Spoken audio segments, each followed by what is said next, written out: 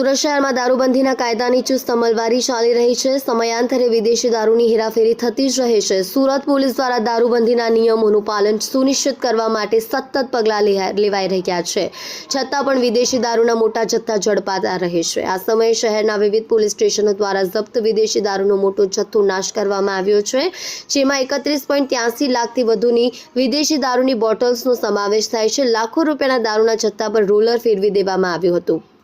વર્ષ 2024-25 દરમિયાન સુરત શહેરના ડીસીબી ઝોન 4 હેઠળ આવતા અઠવા, ઉમરા, પાંડેસરા, વેસુ, અલથાણ અને ખટોદરા પોલીસ સ્ટેશન દ્વારા કુલ 131 પ્રોહિબિશનના કેસો દાખલ કરવામાં આવ્યા। આ કેસોની તપાસ દરમિયાન પોલીસ દ્વારા અલગ અલગ સ્થળેથી 31,83,000થી વધુની કિંમતનો વિદેશી દારૂ ઝડપી પાડવામાં આવ્યો।